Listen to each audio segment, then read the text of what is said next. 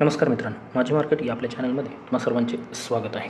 न्यूजच्या हिंदोळ्यावरती सध्याला आपलं मार्केट चालू आहे. म्हणजे जशी न्यूज येईल त्या पद्धतीची मुवमेंट आता सध्याला आपण मार्केटमध्ये पाहतोय. म्हणजे काल सीजफायरची न्यूज आली, मार्केटने एक अपेक्षेपेक्षा जास्त गॅपअप ओपनिंग आपल्याला दाखवलेलं आहे. आणि गॅपअप झालंच नाही फक्त, तर ते गॅपअप सस्टेन होताना सुद्धा आपल्याला पाहायला मिळालं. एक छोटासा टीप आला, जी महत्त्वाची लेवल होती 25,120 ही सस्टेन केली आणि तिथून ज्या लेवलविषयी आपण काल व्हिडिओमध्ये डिस्कशन केलं की फायनल टार्गेट ते असू शकतं, ती होती 25,320.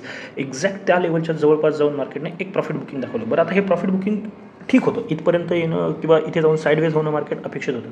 पण त्यानंतर न्यूज आली की जे सीज फायर आहे ते झालेलंच नाही आहे. आणि त्याच्यामध्ये सीज फायरमध्ये काय झालं की इस्रायलचं म्हणणं आहे की त्यांच्यावरती इराणनी अटॅक केलेला आहे आणि आता आम्ही त्यांच्या देशात जाऊ वगैरे वगैरे बरंच काही ते तुम्ही आता न्यूजवरती पाहिलं असेल. आणि त्यानंतर मार्केटमध्ये एक पॅनिक सेलिंग आपल्याला पाहायला मिळालं. म्हणजे आता याच्या पाठीमागं दोन अर्थ आहेत. एक तर हे न्यूज फक्त न्यूजच्या बेसिसवरती होतं आहे, आणि दुसरं महत्त्वाचं की मार्केटमध्ये ज्या पद्धतीने बायर्स ट्राय करता येते मार्केटला वरती घेऊन जाण्याचे, तेवढेच सेलर्ससुद्धा स्ट्रॉंग आहेत.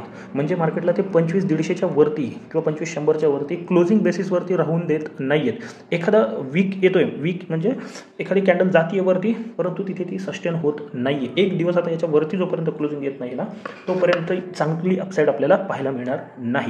बरं, मार्केटमध्ये एक सिच्युएशन अशी होते की मार्केटला समजा वरती जायचं आहे, आपण डेली कॅन्डलस्टिक पाहिलं तर तुमच्या लक्षात येईल ते काय होतं. मार्केटला जर वरती जायचं असेल तर मार्केट बऱ्याच वेळा काय करते, आता इथे झाले का बघा, एक आपण चांगला ब्रेकआउट पाहिलेला होता, तो ब्रेकआउट फेल्युअर झाला आणि जो महत्त्वाचा सपोर्ट होता, ज्या झोनमध्ये मार्केट होतं त्या सपोर्ट घेऊन मार्केट पुन्हा वरती येऊन आता वरती जायचं.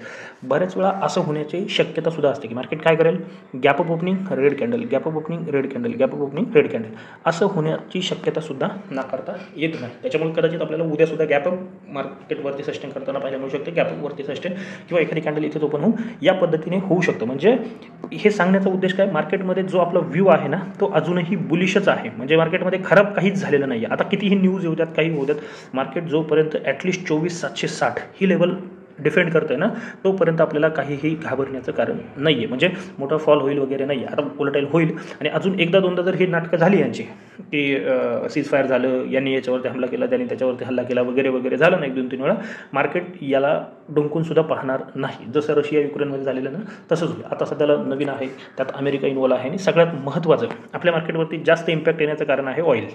एकदा का हे कारण संपलं किंवा एकदा ते अंगवळणी पडलं ना मार्केटचे, जास्त काही इम्पॅक्ट आपल्याला पाहायला मिळायचं नाही. म्हणजे जास्तीत जास्त अजून एखादा आठवडा मार्केट याकडे सिरियस पाहू शकतं, त्यानंतर नाही आहे. त्या पद्धतीने तुम्ही तुमच्या पोझिशन बनवू शकता.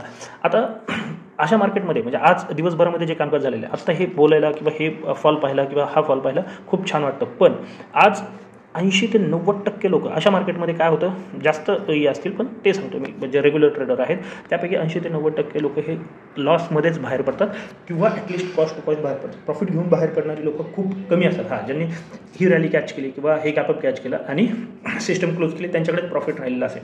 कारण आता जरी या दोन कॅन्डल पाहिलं सोपं वाटत असलं ना, तर या दोन कॅन्डलमध्ये जे स्पाईक झालेले ऑप्शन होते ना, ते या कॅन्डलमध्ये खास करून आज सेन्सेक्समध्ये ट्रेड केले असतील तुम्ही एक्सपायरीला, या दोन रिव्हर्सल कॅन्डलमध्ये ऑप्शन जिथे होते ना, इथे आल्यानंतर त्याच्याही खाली आपल्याला जाताना पाहायला मिळाले. आणि कॉल तेवढ्याच वेगाने वाढले आणि पुन्हा तेवढ्याच वेगाने कमी झालेले आहेत. आणि हे दिवसभर चालू होतं आज वोलेटाईल सेशनमध्ये, कॉलही वाढत होते, पुटही वाढत होते. पण त्यानंतर तशा पद्धतीचंच कामकाज आपल्याला पाहायला मिळालं. त्याच्यामुळे आज प्रॉफिट झालं असण्याची शक्यता खूप कमी आहे. आता उद्या आपण कशा पद्धतीने ट्रेड प्लॅन करू शकतो. आत्ता जिथे मार्केट उभं आहे ना, ही एक महत्त्वाची आपल्यासाठी सपोर्ट लेवल आहे.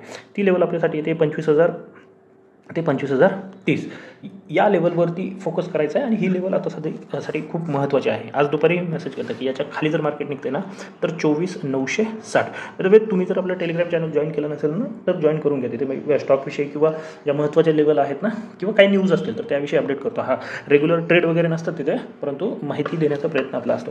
आता याच्या खाली जी लेवल आहे ना, 24,960 आहे. म्हणजे उद्यासाठी जोपर्यंत 24,960 आपण डिफेंड करतोय, मग ते फ्लॅट ओपनिंग असू देत, गॅप ओपनिंग किंवा गॅप डाऊनिंग, बाय ऑन डिप्सचाच विचार करायचा आहे. हा फॉल जरी झाला असला, थोडं निगेटिव्हिटी मार्केटमध्ये आलेली असली किंवा आपल्या मनात आली असली, तरी थोडे वेळ बाजूला ठेवायची आहे. आणि 24,960 बाय ऑन डिप्स. म्हणजे जर मार्केट फ्लॅट ओपन होऊन इथे येते, एखादा डबल बॉटम असेल किंवा हॅमर असेल किंवा कोणतंही बुलिश फॉर्मेशन बनवतं, हायर हाय फॉर्मेशन असेल, तर बाईंगचा विचार करायचा आहे. त्यावेळेस थोडा स्टॉप लॉस मोठा तुम्ही 24,920 घेऊन जाऊ शकता, पण किंवा जो सेटअप बनेल त्या पद्धतीने. आता अपसाईड जर मार्केट फ्लॅट ओपन होऊन वरती चालायला लागते ना, तर 25,080 ही लेवल महत्त्वाचे आहे. 25,080 आहे, त्यानंतर 25,120 आहे, या लेवल महत्त्वाचे आहे. याच्यावरती निघाल्याच्यानंतर पुन्हा एक चांगली अपसाईड आपल्याला मार्केटमध्ये पाहायला मिळू शकते. मग याच्यावरती जे टार्गेट आहे 280 आहे, 320 आहे. 320 म्हणजे आजचा जो काय हाय आहे तो ब्रेक झाल्याच्या नंतर अजून एक स्ट्रॉंग कॅन्डल बनताना आपल्याला पाहायला मिळेल. ती तुम्हाला घेऊन जाऊ शकते 380 आणि 460 अगदीच काही झालं तर 25,500 टेस्ट होताना पाहायला मिळू शकतात उद्या किंवा एक्सपायरीच्या दिवशी. या पद्धतीने याच्यामध्ये काही करायचं नाही, मध्ये जास्त रेंज राहतही नाही. एक 100-125 पॉईंट आहे. इथे टाईमपास करत असेल तर करून द्या. मी पुन्हा एकदा सांगतो, याच्यामध्ये टाईमपास करत असेल करू द्या. जर इथे 960 ब्रेक झाल्या लगेच सेलिंगचा विचार करू नका. याच्यासाठी 24,920 ब्रेक होऊ देत. 24,920 जर ब्रेक झालं तर मात्र एक सेलिंग साईडचा तुम्ही विचार करू शकता. मग 860 आहे आणि 760 आहे, या लेवलसाठी आपण सेलिंगचा विचार करू शकतो इंट्राडेमध्ये. 760 जो सपोर्ट आपण डिस्कस केला आहे ना, तो वीकली बेसिसवरती आहे. एक्स्ट्रा अजूनही काही करण्याची गरज नाही. फक्त एक लक्षात ठेवायचं, तुम्ही जास्त क्वांटिटीने ट्रेड करत असाल तर 50% करा. व्हॉलेटिलिटी खूप जास्त आहे आणि ज्यांना याच्यामध्ये एकदम फास्ट क्विक डिसिजन घेता येतं ना, त्यांनीच इथे ट्रेड प्लॅन करा. किंवा मग काय करा, एक एक्सपायरी सोडून पुढच्या एक्सपायरीमध्ये ट्रेड करा. याने काय होतं, तुम्हाला प्रॉफिट थोडा कमी होईल, मुवमेंट थोडी कमी असेल, पण तुमचा लॉसही थोडा फास्ट होणार नाही. म्हणजे आता समजा जूनची एक्सपायरी आहे तर मग तुम्ही 3 जुलैची एक्सपायरीचा ट्रेड करू शकता किंवा त्याच्याही पुढचा कोणता असेल तर त्या पद्धतीने ट्रेड प्लॅन करू शकता निफ्टीमध्ये. किंवा सेन्सेक्स तर थोडं अवॉइडच करा इतर दिवशी, तर या पद्धतीने ट्रेड प्लॅन तुम्ही करू शकता. आता बँक निफ्टीमध्ये काय झालं, बँक निफ्टीसुद्धा सेम सिच्युएशन, व्होलेटाईल मार्केट सेशनच होतं. न्यूज बेसिस असल्यामुळे सगळ्या इंडेक्सवरती सेम इम्पॅक्ट आहे. मग तो मिड कॅप असू द्या, स्मॉल कॅप असू द्या, बँक निफ्टी आहे, निफ्टी आहे, फिन निफ्टी आहे, इथे सुद्धा तेच. जोपर्यंत तुम्ही आता 56,300 डिफेंड करताय, वेल अँड गुड. उद्यासाठी 56,300 हाच आपला महत्त्वाचा सपोर्ट आहे. जिथे निफ्टीमध्ये जसं आपण 24,960चा विचार केलेला आहे ना, तसं इथे 56,250, 300 ही जी रेंज आहे 550 पॉईंटची, त्यावरती फोकस करायचा आहे आणि तिथे आपल्याला बाईंगचा विचार करायचा आहे, बाय ऑन टिप्स. आता वरती कुठं आहे तर 56,550, 600, 56,600 राऊंड फिगर. एकदा त्याच्यावरती रेंज ठेवा, म्हणजे हे 300 पॉईंटच्या रेंजमध्ये काही करायचं नाही आहे. या 300 पॉईंटच्या वरती जर आपण निघतोय तर एक चांगली अपसाईड आपल्याला पाहायला मिळू शकते. मग पहिलं टार्गेट हे 56,800, 850 असू शकतं. त्यानंतर 57,040 ही एक महत्त्वाची लेवल आहे. मध्ये 56,930 आहे, ही लेवल खूप इम्पॉर्टंट आहे, याच्यावरती फोकस करा.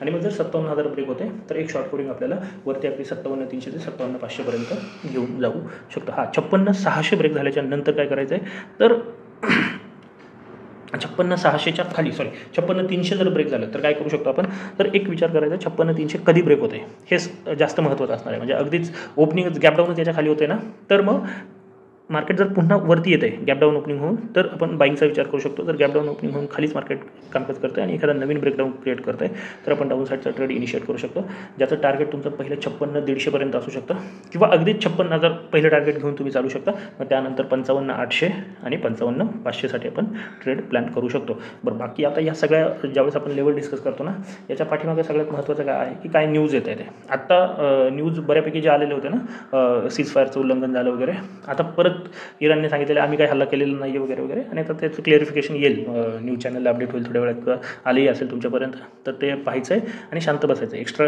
एफर्ट आणि मार्केट क्लोजिंग नंतर त्या न्यूजकडे पाहायचं नाही आहे. मार्केट चालू असताना जर काही न्यूज आली तर फक्त तेवढ्यावरती फोकस करा. बंद मार्केटच्या न्यूज आणि खास करून सोशल मीडिया किंवा आपले जे न्यूज चॅनल आहेत त्यावरती फोकस करू नका. जे क्रेडिबल न्यूज सोर्सेस आहेत त्यावरतीच सध्या तरी विश्वास ठेवायचा आहे. बाकी ही माहिती आवडली असेल तर नक्की आपल्या चॅनलला सबस्क्राईब करून व्हिडिओला सुद्धा लाईक करून घ्या. तर आजच्यासाठी एवढंच. धन्यवाद. जय हिंद, जय महाराष्ट्र. Keep trading.